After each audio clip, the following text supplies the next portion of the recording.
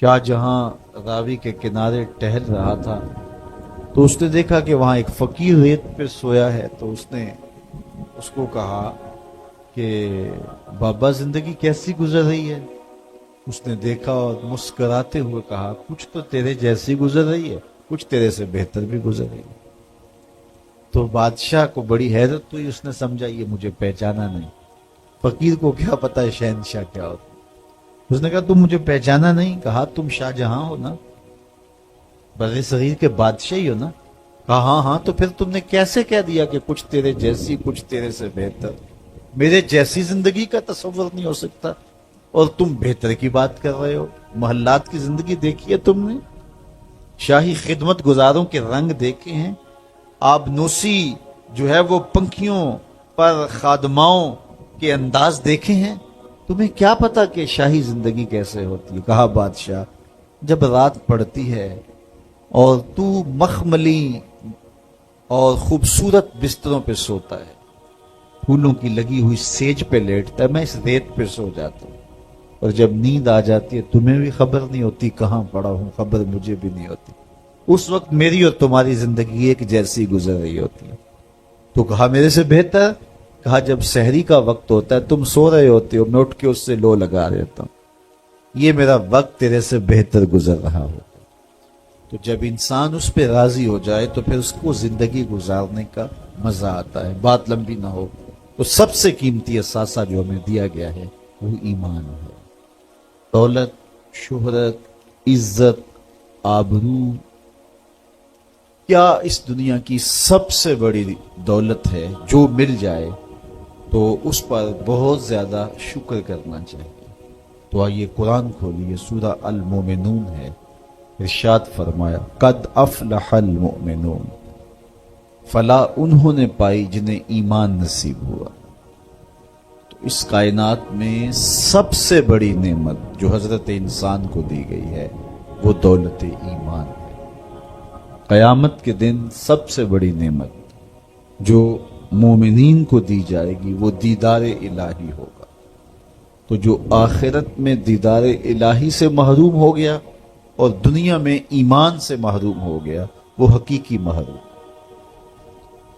ایک شخص چرخ میں اڑتا ہے، ہواؤں میں جھومتا ہے، جھولتا ہے، ہر دولت اس کو میسر ہے، عزت شہرت اس کی باندھی ہے، وقار تکریم اسے حاصل ہے، دنیا جانتی ہے، زمانہ سلوٹ کرتا ہے، جو چاہتا ہے وہ ہو جاتا ہے، ہر عیش و عشرت میسر ہے، لیکن اس کے سینے میں ایمان کا چراغاں نہیں، کوڈی مول نہیں ہے اس کا۔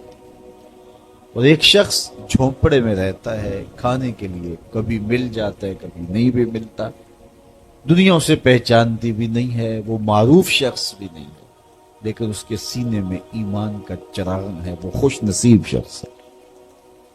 میرے حضور کا ایک فرمان سنیے، حضور نے فرمایا میرے دوستوں میں سے قابل رشک دوست وہ ہے۔ حضور نے فرمایا میرے دوستوں میں سے، جس کو حضور دوست کہیں اس کی تو پھر قسمت پہ ناز کرنا چاہیے۔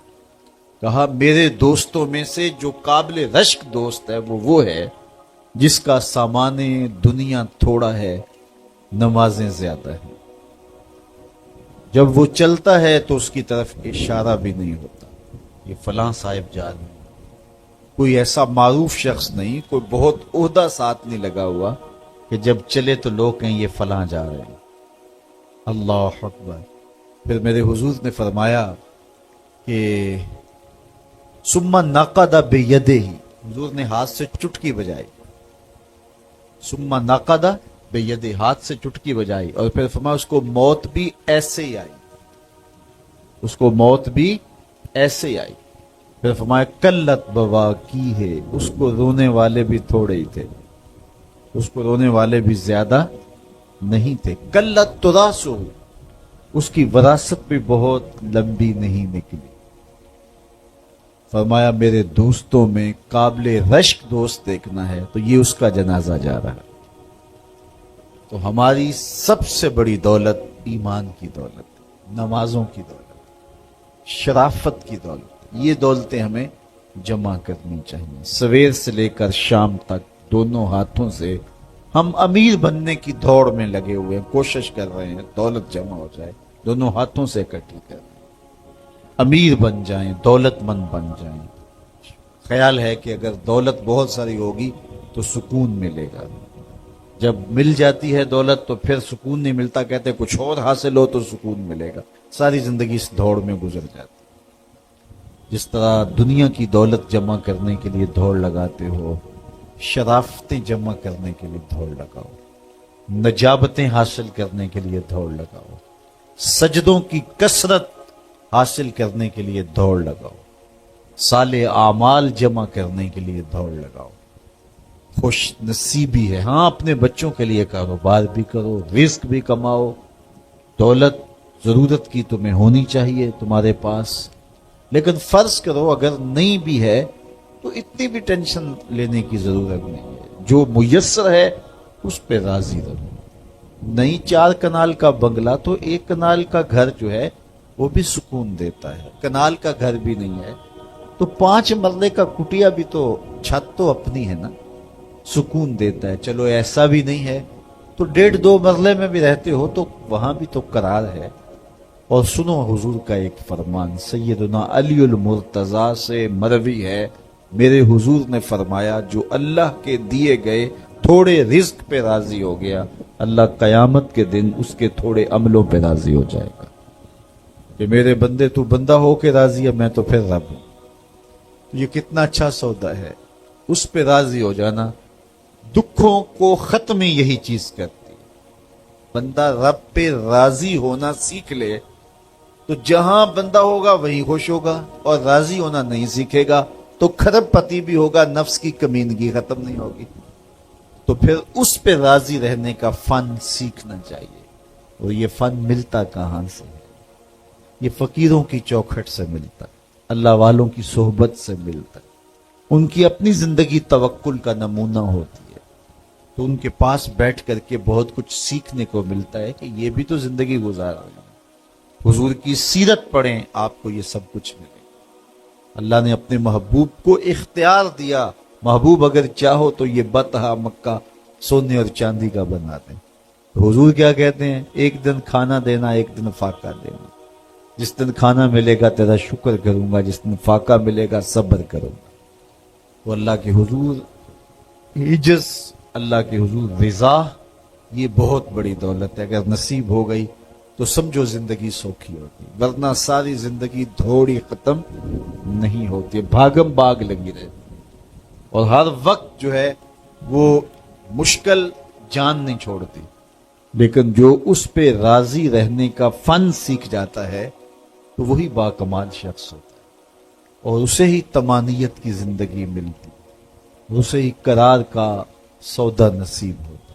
اللہ تعالیٰ کا شکر ہے، ہم بڑے غریب ہوں گے، ہم میں سے بہت سارے لوگ مقروض بھی ہوں گے، بہت سارے لوگ ایسے ہوں گے جن کا ذاتی گھر نہیں ہوگا، کرائے پہ رہتے ہوں گے، بہت سارے لوگوں کے کندھوں پر بیٹیوں کی شادیوں کا بوجھ بھی پڑا ہوگا کہ اتنی بڑی ذمہ داریاں ہیں، میں نے ان کو نبھانا ہے۔ بہت سارے لوگ کاروباری پیچیدگیوں میں پھنسے ہوں گے، بہت سارے لوگ بیماریوں میں مبتلا ہوں گے، آپ میں سے بہت سارے لوگ مقدمات کی مشکلات میں بھی ہوں گے، دیگر دکھوں میں ہوں گے، اپنوں بیگانوں کی بے وفائیوں کے صدمے بھی ہوں گے، داغ بھی ہوں گے، بہت کچھ ہوگا۔ لیکن یہ ساری پریشانیاں ایک طرف، اس بات کا شکر ادا کیجئے اللہ نے ہمیں ایمان کا نور عطا فرمایا، ہمارے سینے ایمان کے نور سے خالی نہیں ہیں۔ میرے والد گرامی، اللہ ان کی قبر پہ کروڑوں رحمتوں کا نزول کرے، ایک شعر جھوم کے پڑھا کرتے تھے، محمد جانے جانا ہے، پیغمبر ہو تو ایسا ہو، رسولوں کی بشارت سے مبشر ہو تو ایسا ہو، امر توقیر کا سب کو موکر ہو تو ایسا ہو، یا ہم کو غلام ان کا مقدر ہو تو ایسا ہو۔ تو یہ ہمارے بخت کہ ہمیں حضور کا غلام ہونے کی سعادت بخشی گئی۔ قد افلح المؤمنون، فلا انہوں نے پائی جو اہل ایمان ہیں۔ الذین هم فی صلاتہم خاشعون، یہ وہ خوش نصیب لوگ ہیں جو نماز میں خشوع کرتے ہیں، گڑ گڑاتے ہیں، اللہ کے حضور عاجزی کرتے ہیں، ان کی آنکھیں آنسوؤں کا خراج دیتی، عجز کرتے ہیں اس کے حضور. یہ سعادت مندی ہے نماز میں خشوع نصیب ہو جانا. میرے حضور نے ارشاد فرمایا جب حضرت جبریل حضور کے پاس آئے اور حضور کی خدمت میں ادب سے بیٹھ گئے تو انہوں نے کچھ سوال پوچھے. تو ان سوالوں میں سے ایک سوال یہ تھا کہ حضور مجھے احسان کے بارے میں خبر دیجیے. تو آقا کریم نے ارشاد فرمایا کہ تو اپنے رب کی عبادت اس طرح کرے کہ تو اسے دیکھتا ہے، اور اگر یہ کیفیت پیدا نہیں ہوتی تو کم از کم یہ کیفیت پیدا ہو کہ وہ تمہیں دیکھ رہا ہے. تو جب یہ تصور ہوتا ہے کہ وہ ہمیں دیکھ رہا ہے تو پھر حرکات و سکانات مرتب ہو جاتے ہیں. ہم جاتے ہیں نا کسی جگہ پہ تو وہ کہتے ہیں جناب آپ لائیو جا رہے ہیں، پھر کپڑے سوار کے بیٹھ جاتے ہیں، اعضاء کا جو ہے وہ نظم قائم رکھتے ہیں. اتنے لوگ دیکھ رہے ہیں، ہم اپنی حرکات و سکانات کو مرتب رکھیں، منظم رکھیں. تو جب لوگ دیکھ رہے ہیں تو حرکتیں منظم ہونی چاہیے. جب رب دیکھ رہا ہو تو پھر دل کی دھڑکن بھی بے ترتیب نہ ہونے پائے.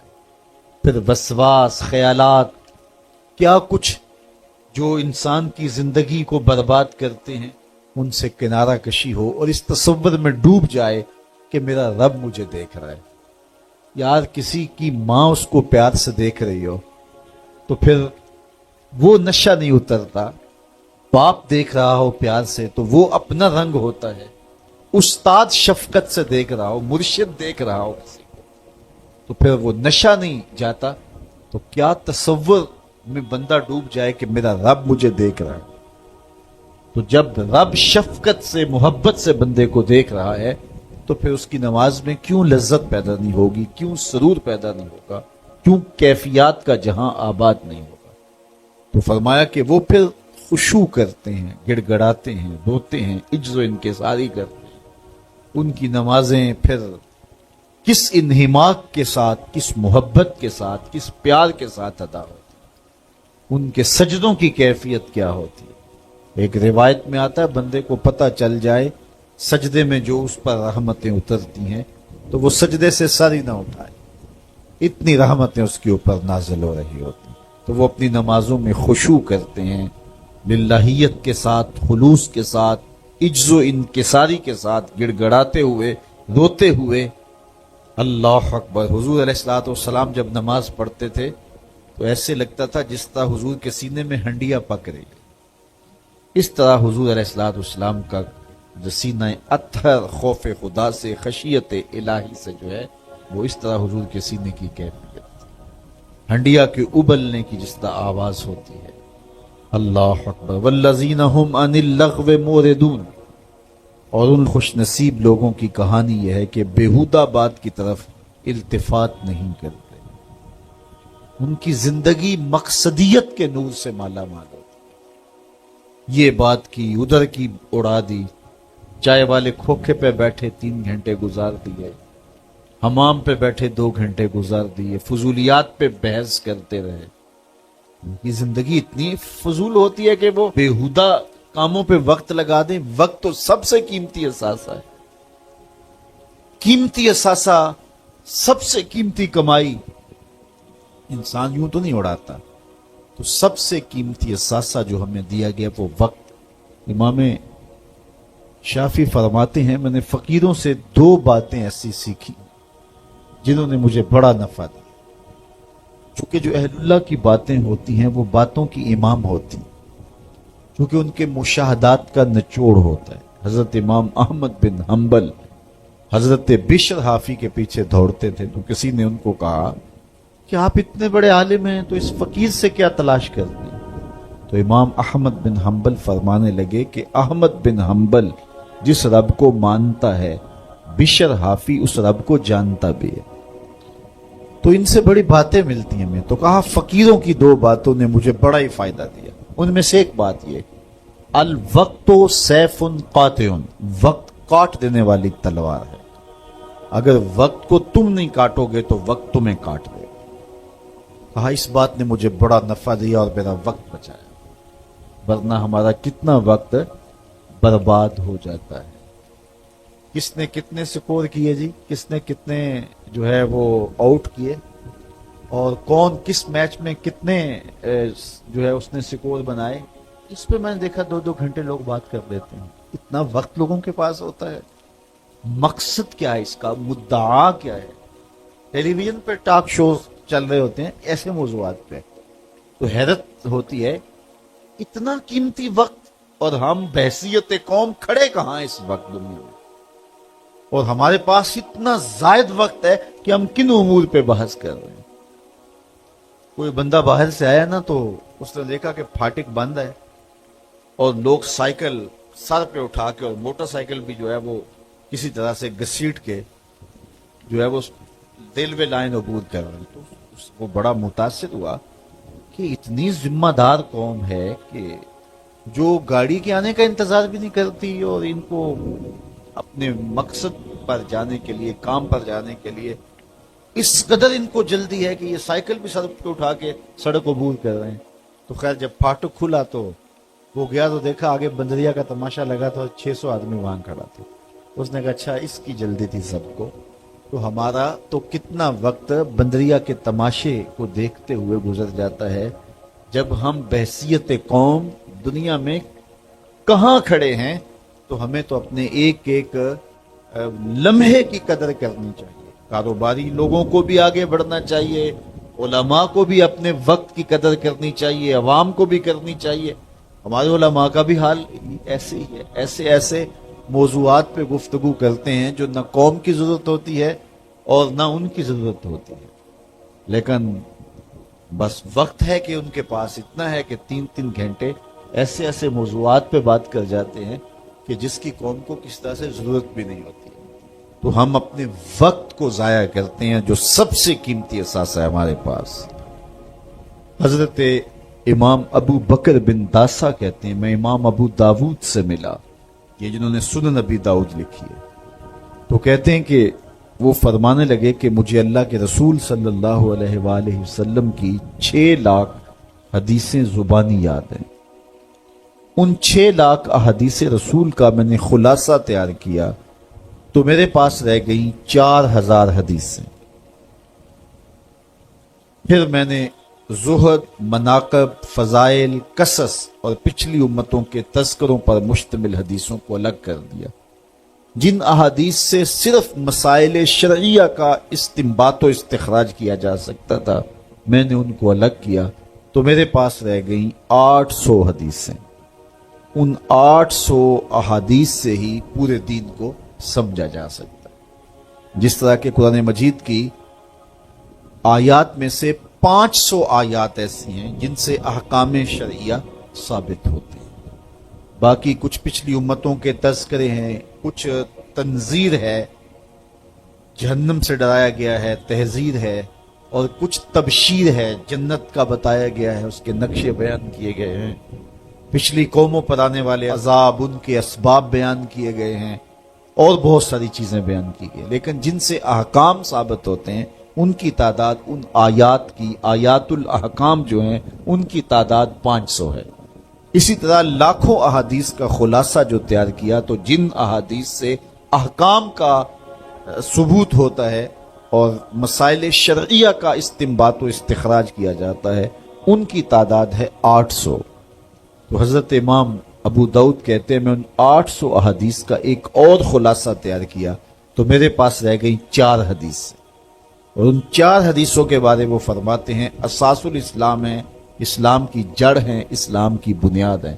ان میں سے ایک حدیث یہ ہے من حسن اسلام المرء ترکہ ما لا یعنی ہے، کسی شخص کے اسلام کا حسن یہ ہے کہ وہ ہر بے مقصد کام کو چھوڑ دیتا ہے، ترک کر دیتا ہے۔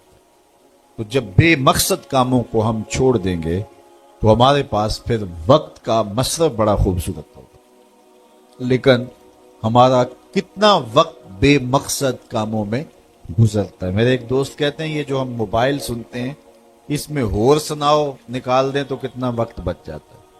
بات تو 1 آدھے منٹ کی ہوتی ہے، وہ کہتے ہیں ہور سنا تو کتنا وقت اس میں ہمارا برباد ہو جاتا ہے۔ تو ہم اپنے وقت کی قدر کریں، ایک ایک لمحے کی قدر کریں، جو قومیں اپنے وقت کو بچاتی ہیں، وقت کی قدر کرتی ہیں، وہی سرخرو اور سربلند ہوتی ہیں۔ پھر لغو کاموں سے اپنے آپ کو بچایا جائے۔ یہ ان لوگوں کی کہانی بیان کی جا رہی ہے جو فالح ہیں، کامیاب ہیں، جن کی دنیا بھی بہتر ہے، جن کی آخرت بھی بہتر ہے۔ قرآن نے پورا نصاب دیا ہے۔ یہ سورہ مومنین کی ابتدائی 11 آیات ذرا ان کو ملاحظہ کیجئے۔ کامیاب شخص جو دنیا اور آخرت دونوں میں فالح اور کامیاب ہے، اس کی صفات کیا ہیں، ان کو ہم اختیار کر لیں۔ یہ اتنی بڑی باتیں ہیں کہ ہماری زندگی کو نور دینے کے لیے یہ باتیں کافی ہیں، چونکہ یہ ہمارے رب نے ہماری رہنمائی فرمائی ہے۔ والذین هم عن اللغو معرضون، وہ لغویات سے اپنے آپ کو بچاتے ہیں اور محفوظ رہتے ہیں لغویات سے، اور بیہودہ باتوں کی طرف التفات نہیں کرتے، توجہ نہیں کرتے۔ والذین هم للزکاۃ فاعلون، اور وہ زکوٰۃ ادا کرتے ہیں، کیونکہ زکوٰۃ ادا کرنے سے حب دولت کم ہوتی ہے۔ اقبال نے بھی کہا تھا حب دولت تلف می سازت زکوٰۃ، زکوٰۃ حب دولت کو کم کرتی ہے۔ جب انسان زکوٰۃ بھی نہیں دیتا اپنے مال سے تو اس کے دل میں دنیا کی محبت، دولت کی محبت چمٹ جاتی ہے جو اس کا چین چھین لیتی ہے، اور اگر زکوٰۃ دیتا ہے تو پھر حب دولت کم ہوتی ہے، اور اگر وہ راہ خدا میں مزید صدقات دیتا ہے، خیرات کرتا ہے، تو پھر دولت کی آزمائشوں سے اور دولت کے ساتھ جو فتنے آتے ہیں ان سے وہ بچ جاتا ہے۔ دولت جب آتی ہے تو اپنے ساتھ بہت سارے فتنے لے کر آتی ہے، تو وہ فتنوں سے بچنے کے لیے صدقات کثرت کے ساتھ دیے جائیں، دولت راہ خدا میں خرچ کی جائے، تو پھر فتنوں سے بھی بچے گا اور گناہوں کا کفارہ بھی بنے گا۔ تو وہ زکوٰۃ دیتے ہیں، اور یہ بات ذہن میں رکھیں، زکوٰۃ دینے سے یا صدقہ دینے سے دولت کم نہیں ہوتی۔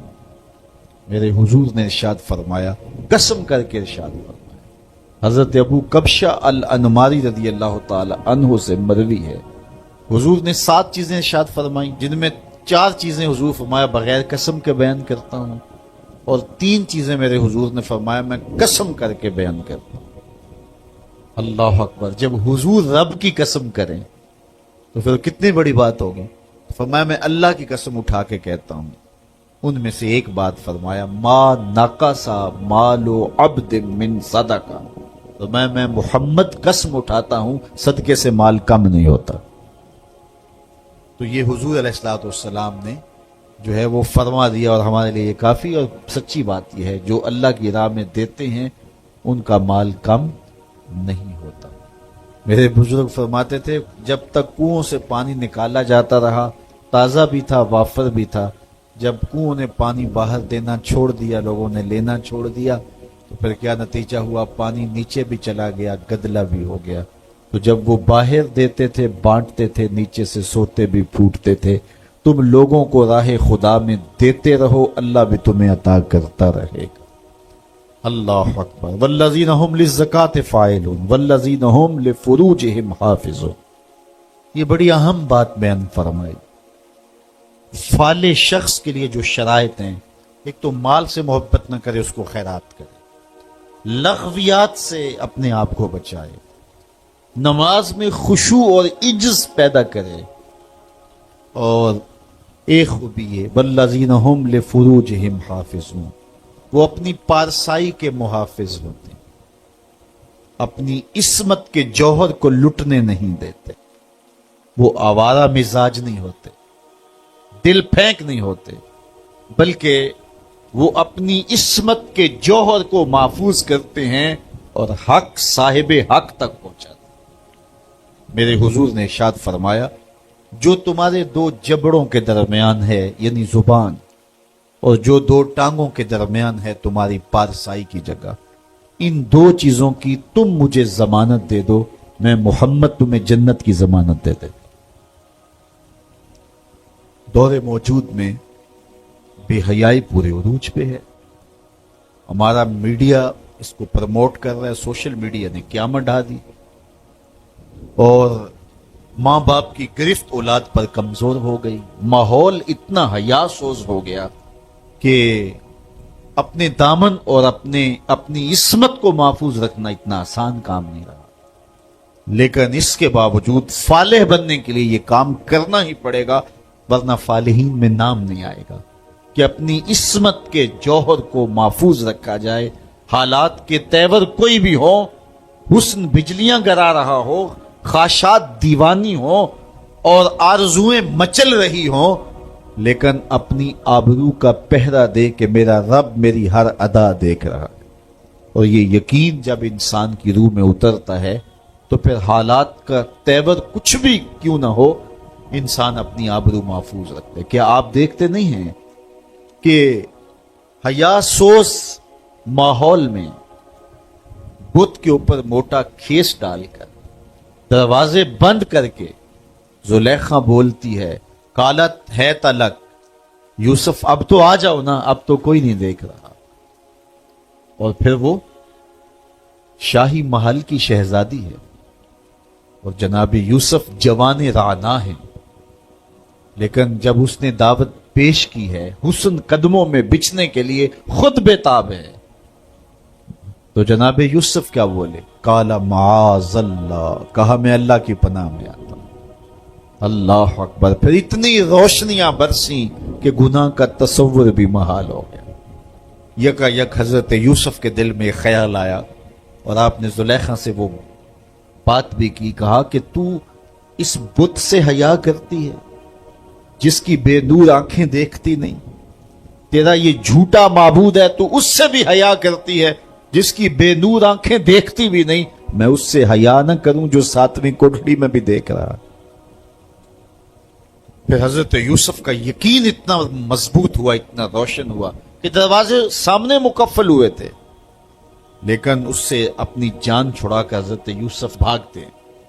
دروازے کو تالا لگا ہوا ہے، لیکن جب یوسف تیقن کے ساتھ، یقین کے ساتھ دروازے کے قریب جاتے ہیں، زنجیر ٹوٹ کے گر جاتی اور دروازہ کھل جاتا ہے۔ پھر دوسرا، تیسرا، حتیٰ کہ 7 دروازے کھل جاتے ہیں اور حضرت یوسف کی عصمت پہ دھبا نہیں آنے پاتا۔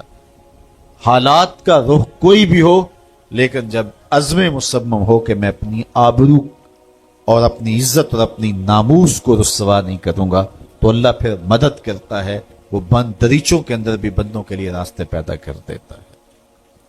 الا علی ازواجہم او ما ملکت ایمانہم فانہم غیر ملومین، ہاں مگر ان کی جو بیویاں ہیں اور شرعی باندیاں ہیں ان پر انہیں کوئی ملامت نہیں ہے۔ فمن ابتغى وراء ذلك فاولئک هم العادون، تو جو ان دو کے سوا کچھ اور چاہے وہی حد سے بڑھنے والے ہیں۔ والذین هم لاماناتہم وعہدہم راعون، اپنی عصمت کے جوہر کو بھی محفوظ کر لیا، آبرو کا بھی پہرا دے دیا، نمازوں میں بھی خشوع ہے، لغویات سے بھی بچا، زکوٰۃ بھی دیتا ہے، پاکیزگی عفت کا بھی لحاظ رکھتا ہے، لیکن وعدہ کرتا ہے تو پورا نہیں کرتا۔ کہا نہیں، فالح نہیں ہوگا۔ فلاح کی منزل تک پہنچنے کے لیے عہد کو پورا کرنا پڑے گا، امانتیں تمہارے گھر میں رکھی ہیں تو ان کو ادا کرنا پڑے گا، خیانت نہیں کرنی، امانات کو ادا کرنا ہے اور عہود کو پورا کرنا ہے۔ اللہ اکبر! والذین هم علی صلواتہم یحافظون، اور وہ جو اپنی نمازوں کی نگہبانی کرتے۔ نماز کا ذکر دوسری مرتبہ آ گیا، اس سے سمجھ میں آیا کہ نماز کتنی اہم۔ ان 11 آیات کے اندر جو ہماری فلاح کا پورا نصاب ہے، نماز کا ذکر 2 دفعہ آیا۔ پہلے آیا نمازوں میں خشوع کرتے ہیں، اور دوسری بار ارشاد فرمایا نمازوں کی حفاظت کرتے ہیں۔ اگر کسی کو خشوع نصیب نہیں بھی ہو سکتا، وہ کیفیت کہ وہ رب کو دیکھے، یا وہ کیفیت اس کیفیت میں ڈوب جائے کہ وہ مجھے دیکھ رہا ہے، لیکن اس کے باوجود بھی نماز ترک نہ کرے، پھر بھی نماز کی محافظت کرے۔ محدث کچھوچوی علیہ رحمہ کا واقعہ بیان کیا کرتا ہوں، ان سے ایک مرید نے کہا حضرت نماز پڑھتا ہوں لطف نہیں آتا، تو آپ نے فرمایا اس کے باوجود پڑھتے تو ہو نا؟ کہا جی وہ تو اللہ کا حکم ہے، وہ تو پڑھتا ہی ہوں۔ تو حضرت محدث کچھوچوی علیہ رحمہ جھومنے لگے، کہا واہ واہ، تم پھر لطف کے بندے نہیں رب کے بندے ہو۔ लुत्फ नहीं भी आता तो फिर भी पढ़ते हो, इसका मतलब तुम लुत्फ के लिए नहीं पढ़ते, तुम तो रब के लिए पढ़ रहे हो। तो मियाँ ना भी खुशू पैदा हो फिर भी नमाजों की मुहाफजत की जाए। जब अल्लाह का नुमाइंदा पुकारे हय्या अलस सलाह हय्या अलल फलाह, सुस्ती हो, कसल हो, बीमारी हो, जी नहीं भी चाह रहा फिर भी उठ के चले जाओ। क्यों जा रहे हो? अल्लाह का हुक्म। अल्लाह अकबर। तो नमाजों की मुहाफजत जरूरी है। उस शख्स से बड़ा बदनसीब कोई नहीं कायनात में, जो शख्स अल्लाह की हुजूर झुकना नहीं जानता। कहते हैं बड़ा अच्छा है, बड़ा अच्छा है, रब के हुजूर झुकता है? नहीं झुकता, नहीं अच्छा है। जो अपने मालिक का शुक्रगुजार नहीं है तो वो किस तरह अच्छा हो सकता? तो रब की हुजूर सजदा रेजी जिसको मुयस्सर है वो खुश नसीब शख्स है, और जिसको ये दौलत ही नसीब नहीं है उसके पल्ले कुछ भी नहीं। तो 5 गाना नमाज शियार जिंदगी बनाओ। सोने से कबल 5 उंगलियां भी गिन लो और 5 नमाजें भी गिन लो। अगर नमाजें पूरी है तो रब का शुक्र अदा करके सो जाओ, आपका दिन अच्छा गुजर गया। लेकिन अगर 5 नमाजें नसीब नहीं हैं तो फिर कुछ भी पल्ले नहीं। कयामत के दिन बंदे से सबसे पहला सवाल ही नमाज का पूछा जाए, सबसे पहला सवाल नमाज का पूछा जाए। तो उसके हुजूर पेशानी को झुकाना। जब सुबह तुलू होती है ना तो चिड़ियां रब की तस्बीह बोलती हैं शाखों पे, ये फाख्ताएं तस्बीह बोलती हैं, शरातुल अर्ज़ तस्बीह बोलती हैं। बिलों से सर निकाल के चूंटियां रब की तस्बीह और उसकी तकदीस के तराने पड़ती हैं। उस शख्स से बदनसीब कौन होगा जिसके घर से खर्राटों की आवाज आती, और उससे बड़ा खुश नसीब कौन होगा उधर पोप फट रही होती है, उधर मुसल्ले बिछने लग जाते हैं। और आजकल तो सहरी के लम्हे मुयस्सर होते हैं, उठना भी नसीब होता है, तो कितने खुश नसीब हैं कि जिन्हें सहरी के सजदे मिल जाते हैं। मैं एक रिवायत में पढ़ा है, जब सहरी का वक्त होता है तो शौहर अपनी बीवी को उठाता है, बेदार करता है, अल्लाह की बंदी उठ, अल्लाह के हुजूर कुछ नवाफिल अदा कर ले। सारे दिन की थकी हुई खातून नहीं उठ पाती, तो वो खुद ही वुजू करके नमाज पढ़ने के लिए मुसल्ला बिछा लेता है। लेकिन वुजू करते हुए उसके दिल में आता है बीवी को भी इस नेकी में शामिल करना है। मैंने बड़ा बेदार करने की कोशिश की, वो उठी नहीं है। प्यार है, हकीकी प्यार है। अल्लाह अकबर। एक शौहर ने अपनी बीवी से कहा कि तुम मुझसे प्यार करती हो? उसने कहा मैं टूट के चाहती हूँ तुम्हें। उसने कहा तो मैं भी आपसे बड़ा प्यार करता हूँ। उसने कहा कि मेरा जी चाहता है कि हम कभी भी जुदा ना हों। उसने कहा कि मेरा भी यही जी चाहता है। उसने कहा फिर नमाज पढ़ा कर, अगर नमाज नहीं पढ़ेगी तो तू जहन्नम में होगी, मैं जन्नत में होऊंगा। इसलिए अगर हम इकट्ठे रहना चाहते हैं तो फिर हमें नमाज पढ़नी होगी। तो उसका जी चाहा, प्यार तो ये है ना कि मेरी बीवी कहीं महरूम ना रह जाए। तो वो चुल्लू में थोड़ा सा पानी वुजू के बाद ले आया और अपनी बीवी के चेहरे पे छिड़क दिया और खुद मुसल्ला बिछा के नमाज पढ़ने लगा। अब बीवी उठी, देखकर तो शौहर नमाज पढ़ रहा है, तो वो भी जल्दी से उठी, उसने वुजू किया और शौहर के करीब ही मुसल्ला बिछा लिया। जरा तसव्वुर तो करो उन लम्हों का कि सहरी है, कोई देखने वाला नहीं है, एक तरफ शौहर का मुसल्ला बिछा, एक तरफ बीवी का मुसल्ला बिछा। कभी वो सजदे में है, कभी वो कयाम में है, कभी वो रुकू में है, कभी वो कौमे में, कभी वो जलसे में है, कभी वो अल्लाह के हुजूर झुकी हुई है।